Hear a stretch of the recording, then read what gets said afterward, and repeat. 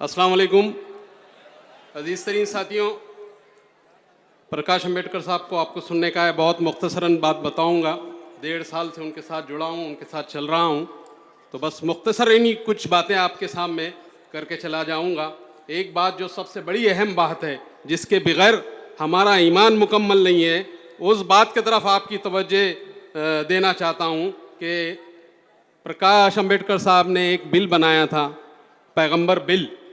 वो पैगंबर बिल इसलिए हमारे लिए ज़रूरी है कि आए दिन ऐरा गैरा नत्थु खैरा नबी करीम सल्लल्लाहु अलैहि वसल्लम की शान में गुस्ताखी कर रहा है और वो एकदम 1 घंटे के अंदर छूट जा रहा है।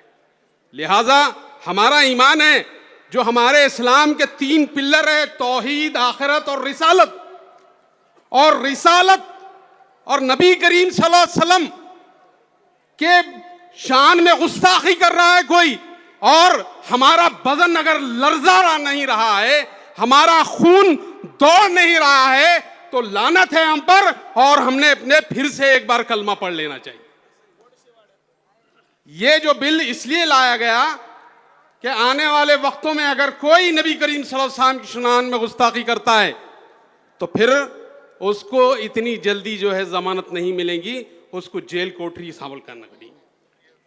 दूसरा जो बहुत बड़ा अहम मसला था, अभी पिछले दिनों जो चल रहा था कि आए दिन जो है मुस्लिम नौजवानों की जो गिरफ्तारियां हो रही थी, उनके ऊपर गुने दाखिल किए जा रहे थे, जो है झूठे गुने दाखिल कराए जा रहे थे, और वो बात थी औरंगजेब रहमतुल्लाह अलैह और टीपू सुल्तान रहमतुल्लाह अलैह के ताल्लुक से।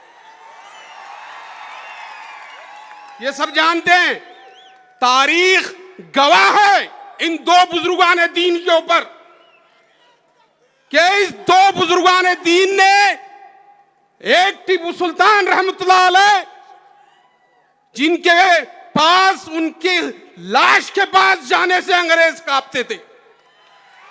10 फीट दूर से वो अंग्रेज सिपाही ये कहता था कि टीपू सुल्तान का दम निकला कि नहीं निकला। ये दबदबा था, ये वलवला था उस बादशाह का, उस वली का।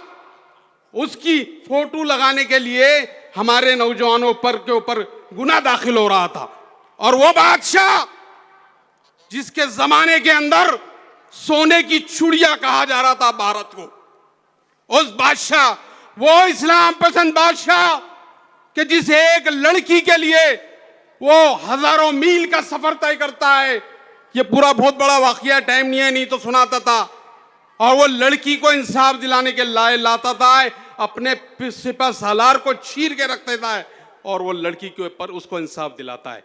आज भी जिस जगह औरंगजेब रहमतुल्लाह अलैह ने कदम रखा था, उस जगह के ऊपर एक चबूतरा बनाया गया, और वो चबूतरे को आज भी पूजा जाता है। इसलिए पूजा जाता है कि एक देव मानुस यहां पर आया था। अजीज तरीन साथियों, ऐसे लोगों, ऐसी शख्सियत के ऊपर इल्जाम तराशी की जाती है, तो जब एक आवाज उठती है, और वो आवाज थी प्रकाश अंबेडकर की, और वो आवाज जब उठती है, और वो जब उनकी मजार पे हाजिरी देते हैं, तो सारे गुनाह वापस हो जाते हैं, केसेस बंद हो जाते हैं, सब बंद हो जाते हैं। तो कैसी क़यादत की इंतजार कर रहे हैं आप लोग?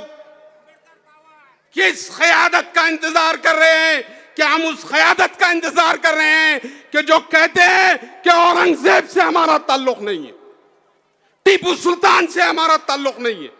ऐसी क़यादत का इंतजार कर रहे हैं जिनके हाथों में हमने इख्तियार दिया, वो अगर ये कहता है कि हमारा उससे ताल्लुक नहीं है, तो जावेद कुरैशी आज यहां कहता है कि मैं तुझ पे लानत भेजता हूं। अजीज तरीन साथियों, बहुत सारे मसाइल है, लेकिन बाड़ा साहब की तकरीर को सुनना है, फारूक साहब की तकरीर को यहाँ सुनना है आपको, इसलिए मैं मुख्तसरन यहाँ पे कहता हूँ कि आपके सामने एक बहुत गुलदस्ता बनाने के लिए एक क़यादत उठी है, जो ओबीसी को अपने साथ मिला रही है, भटकों को अपने साथ मिला रही है, मुसलमानों को अपने साथ मिला रही है, दलितों को साथ लेने की भरपूर कोशिशें चालू है। ये ऐसा गुलदस्ता बन रहा है जिसके लिए बड़े बड़े सियासतदान के हलक के अंदर प्रकाश अंबेडकर अटक गए। अब वो ऐसे अटके हैं कि उनको फेंकना भी नहीं आ रहा है, उनको निगलना भी नहीं आ रहा है। जो सियासी लोग यहाँ पर है मेरी इस बात को समझ रहे होंगे कि वो जो प्रकाश अंबेडकर साहब जिनके हलक के अंदर अटके हुए हैं वो उनको कैसा उनको संभालते हैं, कैसा लेके जाते हैं। और इस महाराष्ट्र के अंदर ये फिरका परस्त जमातें जो इख्तिदार के अंदर मौजूद है उसको कैसा उखाड़ते हैं। और मैं उन सियासतदानों को कहता हूं कि अगर तुमने बाबा साहब अंबेडकर को, प्रकाश अंबेडकर साहब को अगर नजरअंदाज किया इस महाराष्ट्र में तो आप समझ लीजिए कि आप इख्तिदार में आने वाले नहीं है। खुदा हाफिज।